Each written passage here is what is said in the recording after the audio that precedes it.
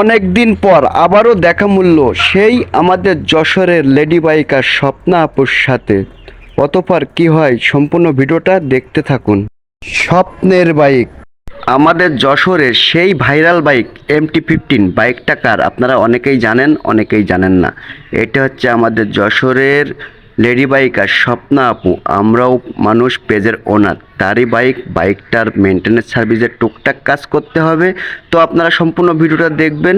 তাহলে আর দেরি না করে কাজ শুরু করি। এই যে MT-15 বাইকের, জানেন আপনারা প্রত্যেকটা বাইকের FI সিস্টেম যে বাইকগুলো আছে, সে বাইকের কিন্তু ফুয়েল ইঞ্জেক্টর থাকে এবং যে এয়ার ফিল্টারটা MT-15 বাইকের এমন একটা জায়গায় রয়েছে যে পুরো সিট ট্যাঙ্কি না খুললে কিন্তু কিছুতেই খোলা যায় না। বাইকটা সার্ভিসের মূল উদ্দেশ্য হচ্ছে আপু মনে হয় আবার আমাদের যশোরের বাইরে যাবে, অনেক দূরে ট্যুরে যাবে, এই কারণেই বাইকটা মেনটেন্যান্স সার্ভিসের কাজ করতে হচ্ছে। আর আপনারা তো জানেন বাইক থাকলে মেনটেন্যান্স করতেই হবে।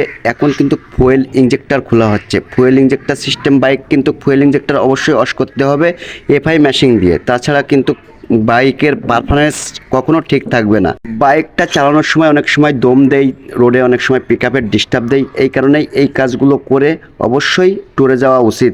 এই সেই ফুয়েল ইঞ্জেক্টর মেশিন যেটা দেখতেছেন লাল কালারের, এই মেশিন দিয়ে কিন্তু ইঞ্জেক্টরটা ওয়াশ করতে হবে।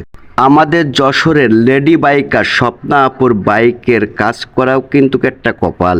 সেই বাইকটা যখন কাজ করি খুবই ভালো লাগে আমার। লেডি বাইকার স্বপ্না আপুর বাইকটা তো অনেক চলে, আপনারা সবাই জানেন। যেহেতু FI বাইক, সেক্ষেত্রে প্রতি 3 থেকে 4 হাজার কিলোমিটার পর পর কিন্তু এই FI পরিষ্কার করতে হয়। তা না করলে কিন্তু গাড়ি বন্ধ হয়, অনেক সময় দেখা যাচ্ছে রোডে চলতে চলতে দম মারে, এরকম সমস্যা হয়। তো বাইকটা কাজ করতে করতে কিন্তু অনেক রাত হয়ে গেছিল, এই কারণেই আপুর বাইকটা দিনের দিন আমরা ডেলিভারি দিতে পারিনি। স্বপ্না আপু তো সবসময় বাইকের পরেই থাকে, এই কারণেই কিন্তু বাইকটা আমি নিজেই নিয়ে গেলাম টেস্ট ড্রাইভে, যে অনেক পথ ঘুরে আসলাম। ঘুরে আসার পরে যখন ভাবলাম যে বাইকটা ফুলফিল কমপ্লিট হয়েছে, তখন আপুর সাথে কন্ট্যাক্ট করলাম। আপু বলল যে ভাইয়া এই রাত্রেবেলায় কিন্তু বাইকটা নেব না, বাইকটা নেব কালকে দিনের বেলা, তো আপনার কাছে রেখে দেন। স্বপ্না আপার স্বপ্নের বাইকটা কিন্তু ফুলফিল কমপ্লিট হয়েছে। পরের দিনকের ঘটনা একটু যদি দেখুন, পরের দিন যখন আপু আসলে বাইকটা ডেলিভারি নিতে, বাইকটা ডেলিভারি নিয়ে চলে যাচ্ছে, এমন সময় এসলো ডাবালা ভাই। আমি বসে আছি রাস্তার প্রান্তে। আপনাদের মাঝে একটু বলে যাই, আমার মুকুল মোটরসের ঠিকানাটা যশোরের হাইও মাগুরা রোড, বাহাদুরপুর মেঘনিতলার মোড়, যশোর। এই ঠিকানায় আসলেই কিন্তু আপনার বাইকের সার্ভিসের কাজ করতে পারবেন।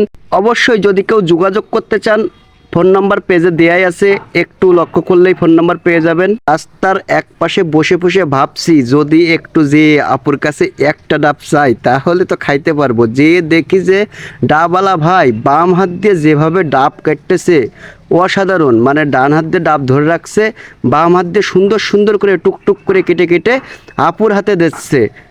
তো দেওয়ার সিস্টেমটাও অনেক সুন্দর, ভালো লেগেছে। আপু কিন্তু খুব লক্ষ্য করেও দেখছে যে ডাবওয়ালা খুব সুন্দর করেই ডাব কাটছে, আমিও লক্ষ্য করলাম সেটা। আপু কিন্তু ডাবওয়ালার কাছ থেকে ডাবটা নিয়ে আস্তে আস্তে টুকি পাই আগিয়ে এসে, সাথে ছিল সুলতানা আপু, তার কাছে ডাবটা এগিয়ে দিল খাইতে। ডাবটা পাওয়ার সাথে সাথে সুলতানা আপু কিন্তু খেতে শুরু করে দিয়েছে চুষে চুষে। কি সুন্দর ছোট বাচ্চাদের মতো ললিপপ যেরকম চুষে চুষে খায়, সেও দেখি ডাবটা তেমনই চুষে চুষে খাচ্ছে।